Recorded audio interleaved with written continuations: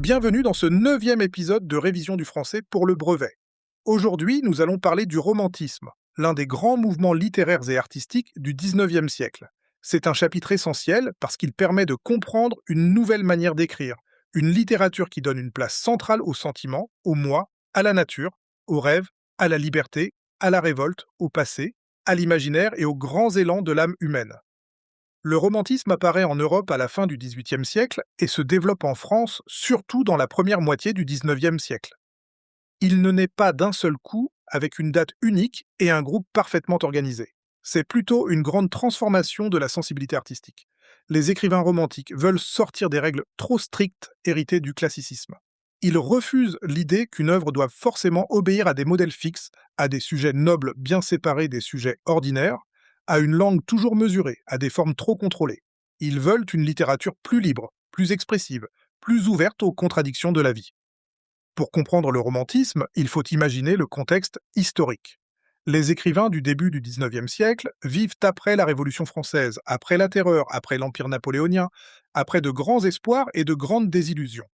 Une génération entière a grandi avec l'idée que l'histoire pouvait tout changer, que l'individu pouvait participer à une aventure immense. Puis vient le retour d'un monde plus fermé, plus décevant, moins héroïque. Beaucoup de jeunes écrivains ont alors le sentiment d'arriver trop tard. Les grandes actions semblent derrière eux, les rêves de gloire se sont effondrés, la société paraît étroite, médiocre ou vieillie, c'est l'une des sources de ce qu'on appelle le mal du siècle. Le mal du siècle, c'est une mélancolie profonde, une impression d'inadaptation au monde. Le personnage romantique se sent souvent trop grand pour la société où il vit, ou au contraire trop fragile pour elle.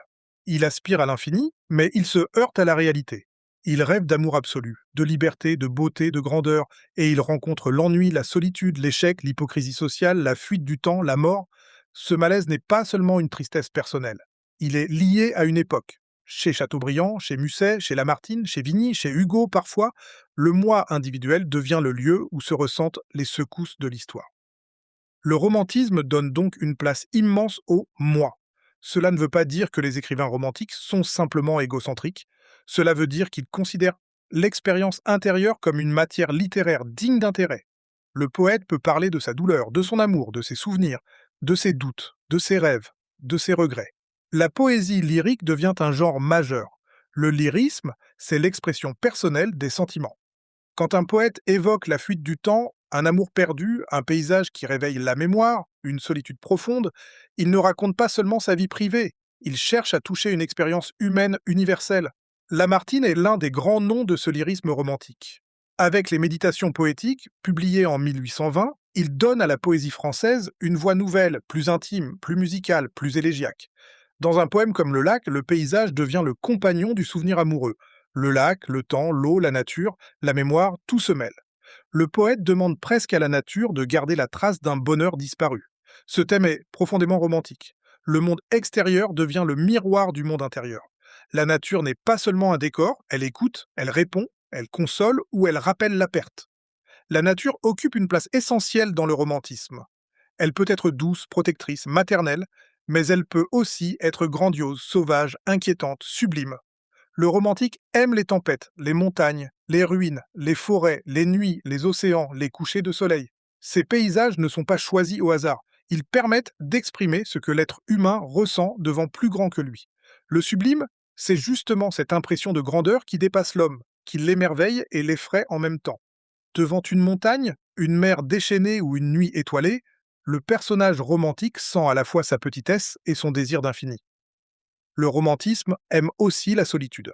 Le promeneur solitaire, le poète isolé, le voyageur mélancolique, l'exilé, le rêveur au bord de l'eau, tous sont des figures romantiques. Mais cette solitude a plusieurs sens. Elle peut être une souffrance parce que le personnage se sent incompris. Elle peut être un refuge parce que la société l'étouffe. Elle peut être une condition de la création parce que le poète a besoin de se retirer pour entendre sa voix intérieure. Elle peut enfin devenir une forme de supériorité douloureuse. Le héros romantique se sent différent, parfois élu, parfois maudit. Cette figure du héros romantique est importante. Il n'est pas forcément un héros au sens épique, comme Achille ou Ulysse. Il peut être un jeune homme mélancolique, un amoureux passionné, un révolté, un proscrit, un artiste incompris, un être fragile et excessif. Il vit intensément. Il aime trop, souffre trop, rêve trop, refuse les compromis. il peut être admirable, mais il peut aussi être dangereux pour lui-même ou pour les autres. Le romantisme aime les personnages traversés par des contradictions, force et faiblesse, orgueil et désespoir, aspiration à la pureté et attirance pour la chute, désir de liberté et besoin d'absolu. Musset incarne particulièrement cette sensibilité.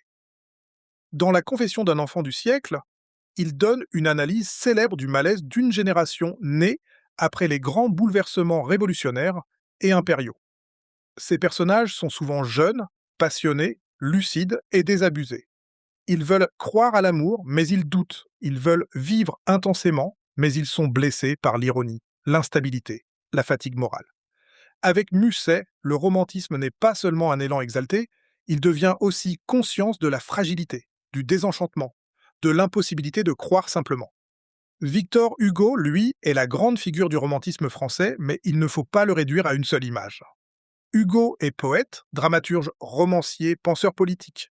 Il traverse presque tout le XIXe siècle. Dans la poésie, il peut exprimer le lyrisme intime, notamment dans les Contemplations, où la douleur personnelle, en particulier la mort de sa fille Léopoldine, devient une méditation sur le deuil, le temps, la foi, la mort et l'espérance. Dans le roman, il donne une voix aux exclus, aux pauvres, aux condamnés, aux enfants abandonnés, aux êtres rejetés par la société. Dans le théâtre, il défend une révolution esthétique. Cette révolution théâtrale se voit avec Hernani, représenté en 1830.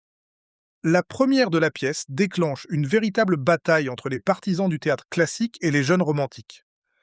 Pourquoi une pièce peut-elle provoquer autant de bruit? Parce que Hernani remet en cause des règles et des habitudes. Le drame romantique refuse la séparation stricte entre le tragique et le comique, entre le noble et le grotesque, entre les grands personnages et les êtres marginaux. Il veut représenter la vie dans sa diversité, avec ses contrastes, ses violences, ses grandeurs et ses laideurs. Pour Hugo, le beau ne doit pas exclure le difforme, le sublime ne doit pas exclure le grotesque. La littérature doit pouvoir tout accueillir. Le grotesque est une notion importante chez Hugo. Dans le théâtre classique, on séparait souvent les registres, d'un côté la tragédie noble, de l'autre la comédie. Le romantisme hugolien refuse cette séparation trop rigide. Dans la vie, le rire et les larmes, la grandeur et la misère, le sublime et le ridicule se côtoient. Le bossu Quasimodo dans Notre-Dame de Paris, par exemple, est physiquement difforme, mais il peut être profondément émouvant. Le romantisme apprend ainsi à regarder ce que les règles anciennes rejetaient, les monstres, les marginaux, les pauvres, les laids, les bannis, les êtres contradictoires. Le passé fascine aussi les romantiques. Ils aiment particulièrement le Moyen-Âge, les cathédrales, les châteaux, les légendes, les ruines, les vieilles villes, les traditions populaires. Ce goût du passé n'est pas seulement décoratif, il permet de s'opposer à une vision trop froide ou trop rationnelle du monde.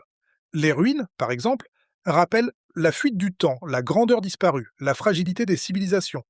Le Moyen-Âge offre aussi un imaginaire de mystère, de foi, de violence, de couleur et de liberté formelle. Notre-Dame de Paris de Victor. Hugo illustre très bien ce goût romantique pour l'histoire, l'architecture, les foules, les marginaux et les destins tragiques. L'exotisme est un autre thème fréquent. Les écrivains romantiques rêvent d'ailleurs. L'Espagne, l'Italie, l'Orient, les paysages lointains, les cultures perçues comme plus colorées, plus mystérieuses, plus libres. Il faut toutefois lire cet exotisme avec prudence. Il révèle un désir d'évasion, mais il peut aussi transformer les peuples et les lieux réels en images fantasmées. Pour les romantiques, l'ailleurs sert souvent à fuir la banalité du présent, à retrouver de la couleur, de l'intensité, de l'imaginaire. Mais pour nous, lecteurs d'aujourd'hui, il faut aussi apprendre à distinguer le rêve littéraire et la réalité historique. Le romantisme est également lié à la révolte. Révolte contre les règles classiques, contre les autorités trop rigides, contre la société bourgeoise, contre les injustices, contre la peine de mort, contre la misère, contre l'oppression politique. Chez Hugo, notamment, le poète devient parfois une conscience. Il ne chante pas seulement ses sentiments personnels, il parle au nom des pauvres, des faibles, des humiliés. Le romantisme peut donc être intime et engagé. Il peut dire « je souffre », mais aussi « nous devons changer le monde ». C'est une erreur de croire que le romantisme se limite aux soupirs amoureux et aux paysages au clair de lune. Il contient aussi une énergie politique et sociale. La poésie romantique utilise beaucoup de procédés que vous devez savoir reconnaître. Le champ lexical des sentiments est fréquent. Douleur, amour, solitude, regret, espoir, mélancolie, rêve. Le champ lexical de la nature revient souvent. Lac, vent, nuit, forêt, montagne, mer, étoile, orage. Les apostrophes d'aide sont importantes. Le poète s'adresse autant à la nature, à un être aimé, à Dieu, au lecteur. Les exclamations et les questions rhétoriques donnent une intensité émotionnelle.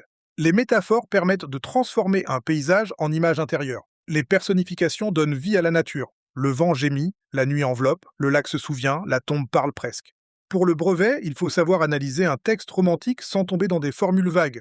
Ne dites pas seulement c'est romantique parce qu'il y a des sentiments. Demandez-vous quels sentiments sont exprimés, par quelle voix, avec quel procédé et dans quel rapport au monde. Est-ce une mélancolie liée au temps qui passe, une souffrance amoureuse, une révolte contre la société, une communion avec la nature, un désir d'infini, une fascination pour la mort, une mémoire douloureuse?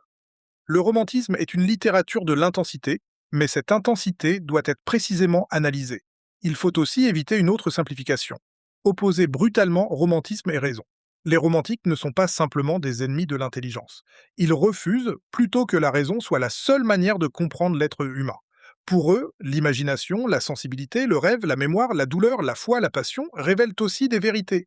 Là où les Lumières voulaient éclairer le monde par la raison critique, les romantiques veulent explorer les profondeurs de l'âme, les zones obscures, les contradictions, les élans et les abîmes. Le romantisme transforme donc l'image de l'écrivain. L'écrivain n'est plus seulement un artisan qui respecte des règles, il devient un créateur inspiré, parfois un prophète, parfois un marginal, parfois un témoin de son siècle. Le poète romantique peut se voir comme celui qui entend ce que les autres n'entendent pas, celui qui donne une voix aux douleurs muettes, celui qui relie l'individu à l'infini. Cette vision peut sembler grandiose, parfois excessive, mais elle a profondément marqué notre manière moderne de concevoir l'artiste. À retenir pour finir, le romantisme est un mouvement européen qui, en France, marque fortement la première moitié du XIXe siècle. Il valorise le moi, les sentiments, la nature, l'imagination, la liberté créatrice, la mélancolie, le rêve, le passé, l'exotisme et la révolte. Lamartine incarne le lyrisme élégiaque et la méditation sur le temps. Musset exprime le mal du siècle et les désillusions d'une génération. Hugo donne au romantisme une ampleur immense, en poésie, au théâtre, dans le roman et dans l'engagement. Le jour du brevet, face à un texte romantique, cherchez la voix qui parle, le sentiment dominant, le rôle de la nature, les images de l'infini ou de la solitude, et la manière dont le texte transforme une émotion personnelle en expérience humaine universelle.